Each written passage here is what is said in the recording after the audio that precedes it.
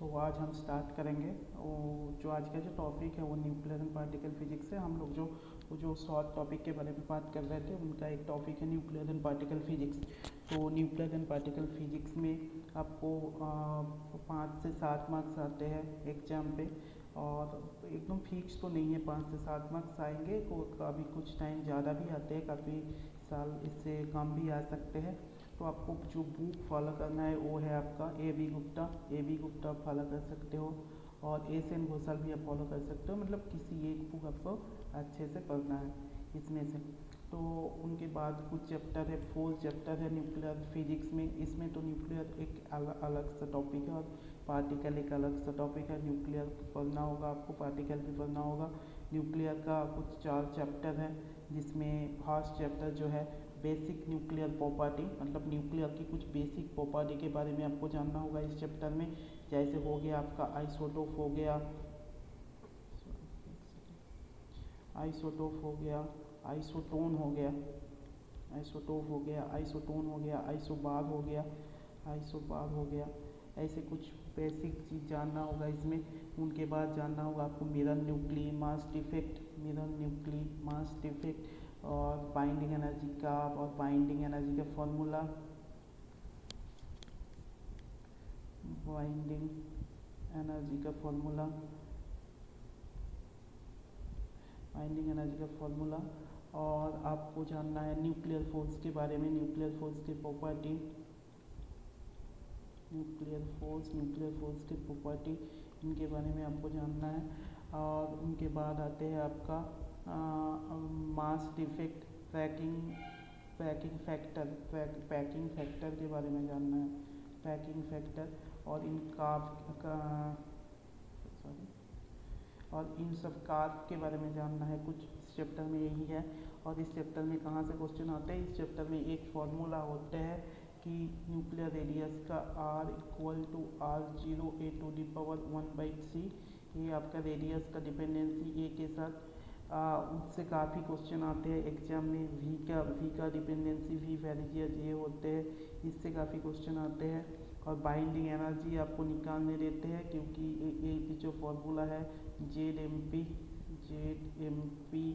Plus NMN minus M of N mass of nucleus equal to binding energy जो होते हैं। इससे काफ़ी क्वेश्चन आते हैं आपका एग्जाम पे। और कुछ ज़्यादा कुछ नहीं है इस चैप्टर पे। न्यूक्लियर फोर्स का कुछ प्रॉपर्टी पूछ लेते हैं, कुछ फोर्स देके, एक स्पिन डिपेंडेंट है या स्पिन इंडिपेंडेंट है, ये 2-4 देके कौन सा बोल्ट है इसमें से कौन सा सही है कौन सा गलत है, ये सब पूछ लेते हैं आपको क्वेश्चन में। मतलब गेट पे या नेट पे या किसी भी एक इंट्रांस एग्जाम पे कुपट पे भी आ सकते हैं ये सब क्वेश्चन।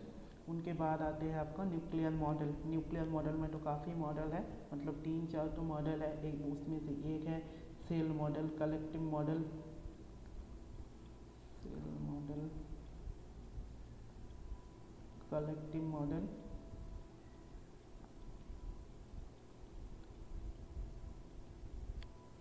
काफ़ी कुछ मॉडल है उसमें। सेल मॉडल है, collective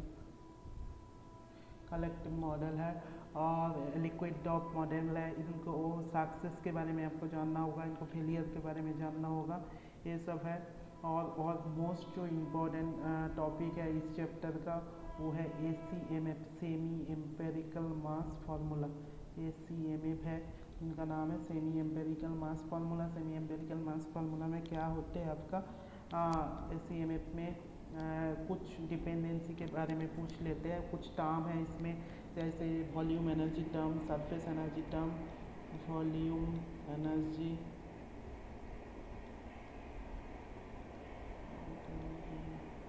volume energy, surface energy,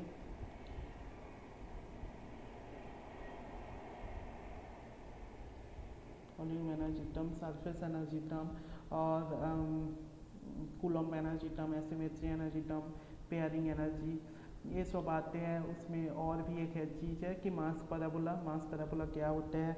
और है एक जो सेल मॉडल है उनका सक्सेस के थ्रू आपको स्पिन एंड पैरिटी बताना है कि मतलब क्या क्या है स्पिन, किसी क्या एटम का किसी का एटम का स्पिन पैरिटी क्या हो सकते हैं, ये सब है। और क्वेश्चन कहाँ से आते हैं, most of the spin parity से तो एक क्वेश्चन आ ही जाते हैं आपका एग्जाम में, स्पिन एंड पैरिटी निकालने देते हैं यहाँ से, तो ये क्वेश्चन आ ही जाते हैं। और फिर आते हैं आपका कूलॉम एनर्जी का डिपेंडेंसी, ये के साथ एसिमेट्रिक एनर्जी का डिपेंडेंसी, ये भी पूछ लेते हैं आपका।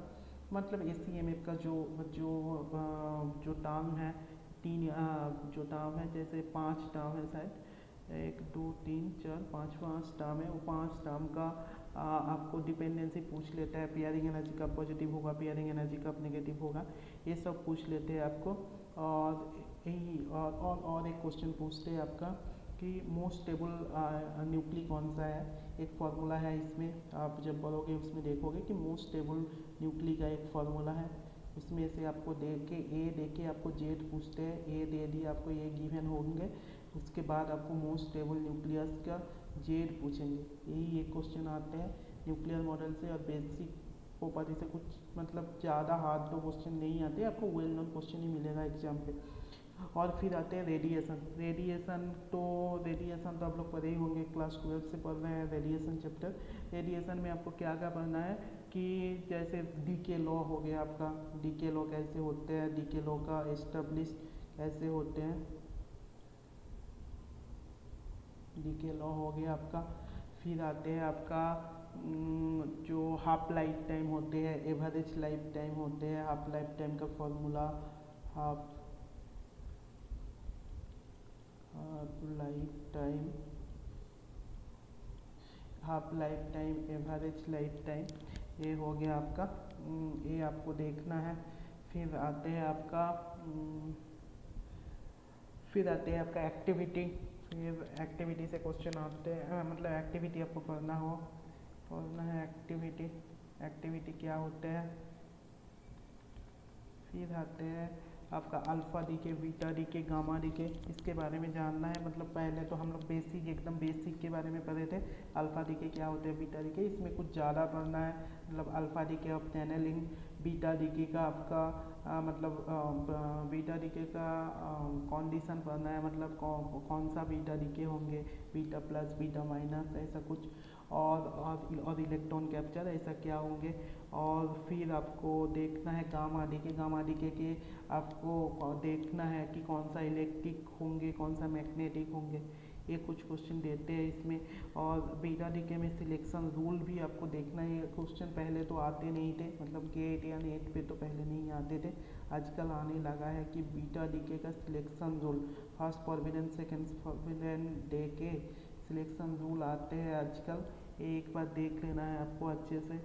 फिर आते हैं आपका, यहाँ से क्वेश्चन आते हैं, मतलब हाफ लाइफ टाइम पूछ लेते हैं, एकदम बेसिक क्वेश्चन जब आएंगे तो हाफ लाइफ टाइम पूछ सकते हैं आपका, एवरेज लाइफ टाइम पूछ सकते हैं आपका, और हाफ लाइफ टाइम से भी क्वेश्चन दे सकते हैं, एक्टिविटी से क्वेश्चन दे सकते हैं। और अल्फ़ा बीटा दे दिया, बीटा डी के अल्फ़ा डी के दे दिया, बीटा डी के दे दिया, गामा डी के दे दिया, ऐसे कुछ दे सकते हैं। गाइगर न्यूटन लॉ से पूछ सकते हैं।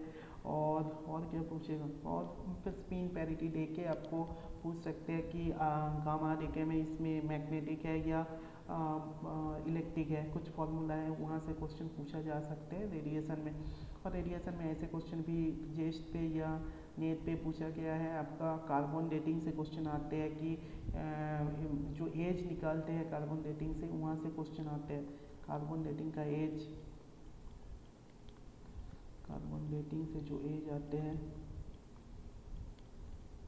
डेटिंग एज, वहाँ से क्वेश्चन आते हैं, आजकल देते हैं एक तो क्वेश्चन, जब क्वेश्चन हार्ड होते हैं वो सब क्वेश्चन देते हैं। फिर आते हैं आपका एक चैप्टर आते हैं न्यूक्लियर रिएक्शन। न्यूक्लियर रिएक्शन में आपको क्या क्या देखना है कि कुछ टाइप का न्यूक्लियर रिएक्शन है, ये देखना है, कुछ 8 या 10 टाइप का है न्यूक्लियर रिएक्शन, वो आप बुक से, किसी भी बुक से एक बार देख लेना कि कौन सा रिएक्शन क्या होते हैं। और फिर आते हैं आपका मतलब कंडीशन, मतलब कौन सा कंडीशन सेटिस्फाइड होंगे, कौन सा कंजर्व होंगे, कौन सा नहीं होंगे, मतलब जैसे मोमेंटम कंजर्व होते हैं, एनर्जी कंजर्व होते हैं, ये कुछ सारे चार्ज कंजर्व होते हैं, ऐसे कुछ न्यूक्लियर रिएक्शन का कंजर्वेशन लॉ, ये देखना है आपको, बट यहाँ से पढ़ना है, मतलब कंजर्वेशन लॉ ये आपको देखना है यहाँ से। और फिर आते हैं आपका अम, फिर आते हैं आपका यहाँ का न्यूक्लियर रिएक्शन, कुछ न्यूक्लियर फिशन हो गया, न्यूक्लियर फ्यूज़न हो गया, न्यूक्लियर फिशन हो गया आपका, न्यूक्लियर फ्यूज़न हो गया, न्यूक्लियर फ्यूज़न। यहाँ से क्वेश्चन दे सकते हैं। और corresponding cross section of the nuclear reactor, ये भी पूछ सकते हैं आपका। थ्रेशोल्ड एनर्जी पूछा जा सकते हैं, क्यू वैल्यू पूछा जा सकता है। यहाँ से क्यू वैल्यू आपको देखना ही है, यहाँ से Q value, threshold energy,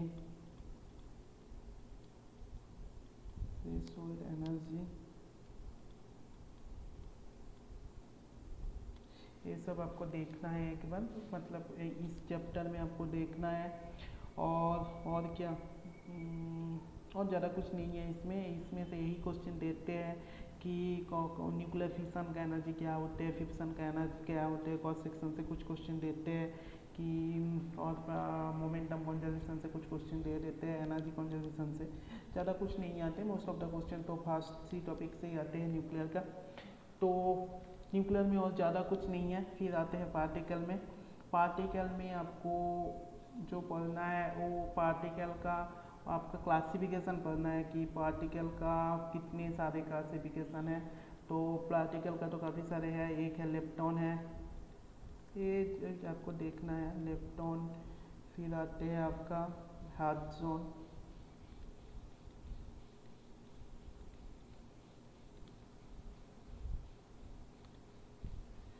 lepton हो गया, हार्ट्ज़ोन हो गया। फिर होते हैं लेप्टॉन का कुछ, सॉरी, हैड्सोन का कुछ होते हैं आपका। हैड्सोन का हो गया, मेसोन हो गया, बैरियन हो गया, मेसोन हो गया, बैरियन हो गया, ऐसे कुछ है। तो मेसोन हो गया, बैरियन हो गया, न्यूक्लियस हो गया, हाइपरॉन्स हो गया, ऐसे कुछ है। मतलब कुछ पार्टिकल का क्लासिफिकेशन आपको जानना है यहाँ से, मतलब क्लासिफिकेशन पढ़ना होगा आपको। फिर आते हैं आपका जो इनके बारे में जानना है, स्पिन के बारे में, पैरिटी के बारे में, आइसोस्पिन के बारे में, हाइपर चार्ज के बारे में, ये सब आपको जानना है। हाइपर चार्ज क्या है, आइसोस्पिन क्या है, स्पिन क्या है, हाइपर चार्ज, और लेप्टन नंबर क्या है, और बैरियन नंबर क्या है, और यही जानना होगा। और भी काफ़ी कुछ है इसमें, सीपीटी थ्योरम है, तो सीपीटी है, और है आपका नंबर ऑफ फोर्स, है, फोर फंडामेंटल फोर्स के बारे में जानना होगा आपका, उनका रेंज के बारे में, उनका टाइम पीरियड के बारे में, ये सब आपको जानना है। फिर यहाँ से तो क्वेश्चन एक टाइप का ही मोस्ट ऑफ द। फिर क्यू वैल्यू के बारे में थोड़ा जानना है इसको, और थ्रेशोल्ड एनर्जी के बारे में। और यहाँ से क्वेश्चन आते हैं, मतलब मेन जो क्वेश्चन आते हैं वो आपका यही आएगा कि किसी एक रिएक्शन देके बोलेगा आपका ये वैलिड है या वैलिड नहीं है। आपको कुछ कंजर्वेशन लॉ देखना होंगे, जैसे charge conservation, lepton number conservation, baryon number conservation, isospin conservation, spin conservation, ये सब कुछ देखना होगा। वीक फोर्स कौन सा है, और वीक इंटरेक्शन कौन सा है, स्ट्रॉन्ग इंटरेक्शन कौन सा है, एम इंटरेक्शन कौन सा है, ये सब इस सब के बारे में आपको जानना होगा। यही आते हैं पार्टिकल के बारे में। और फिर आते हैं आपका क्वार्क के बारे में आपको जानना होगा। क्वार्क से काफ़ी क्वेश्चन आते हैं एग्जाम पे। और क्या होते हैं, क्वार्क से काफ़ी कुछ मतलब देते हैं, क्वार्क रिप्रेजेंटेशन देते हैं आपको कि प्रोटॉन का क्या होगा, कि किसी एटॉम आपको देख के बोलेगा कितने आप क्वार्क है, इसमें कितने डाउन क्वार्क है। आपको नंबर ऑफ प्रोटॉन देख के, नंबर ऑफ न्यूट्रॉन देख के आपको डिसाइड करना होंगे, मतलब कितने आप क्वार्क है, कितना डाउन क्वार्क है, ये सब है। इससे तो और कुछ ज़्यादा कुछ नहीं है, यही है बस। तो काफ़ी कुछ क्वेश्चन आ सकते हैं पार्टिकल में। मोस्ट ऑफ द पार्टिकल के कंजर्वेशन का ही क्वेश्चन आते हैं। उनके बाद कुछ क्वार्क दे देते हैं कि इसका बैरियन नंबर क्या है, इसका लेप्टॉन नंबर क्या है, ये सब पूछ लेते हैं आपको कि इसमें से कौन सा बैरियन है, कौन सा लेप्टॉन है, ये भी पूछा जा सकते हैं। ज़्यादा कुछ नहीं आते, यही सब आते हैं। ठीक है, आज के लिए यही तक। नेक्स्ट हम लोग जो टॉपिक करेंगे वो है आपका थर्मोडायनेमिक्स। ठीक है, चलो बाय।